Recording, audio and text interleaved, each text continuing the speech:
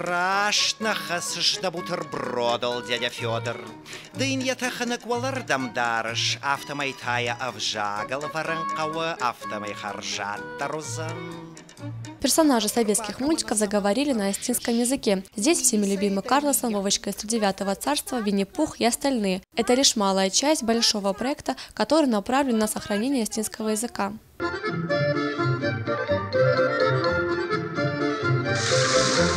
Байрагена. Агашсу. Да гран бона хоршах дауат. Бужнак. Уйману. О! Чебурашка. Да асагард хорта. Несколько лет назад ЮНЕСКО причислила остинский язык к исчезающим, поэтому острую проблему подняли на правительственном уровне. Одним из методов популяризации национального языка стал перевод советских мультфильмов с русского на остинский. Инициативу поддержали в Министерстве образования и науки. Озвучкой занялись специалисты студии «Эксперт Медиа». Идея возникла достаточно давно, уже несколько лет назад. Группа энтузиастов, молодых ребят, которые работают над популяризацией остинского языка, вынесли такую идею. И попытки перевода мультиков уже были и раньше, но они были такие, некачественные.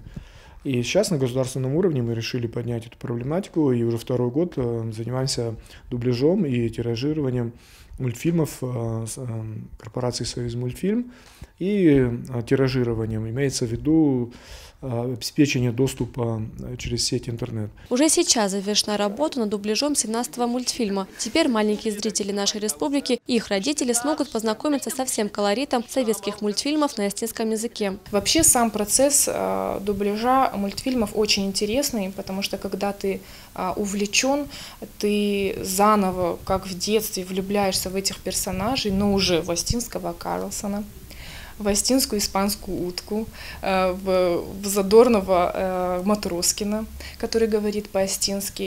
К дубляжу мультипликационных фильмов привлекли ведущих филологов Северной Осетии. Самое сложное в каждой сцене, в каждом диалоге показать национальный колорит. К работе над текстами отнеслись с особой важностью и точностью. Именно поэтому персонажи получились такими задорными и харизматичными. Смотря сейчас на остинского Карлсона, не верится, что он когда-то говорил на русском языке.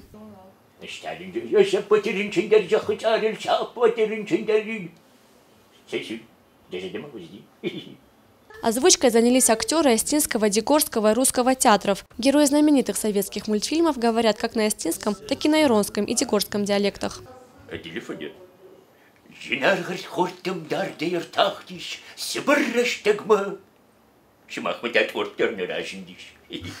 У ребят из «Эксперт Медиа» еще много планов. В ближайшее время они организуют открытый показ мультипликационных фильмов для всех желающих. Тома Валлева, Евгений Маркин, Осетия ТВ.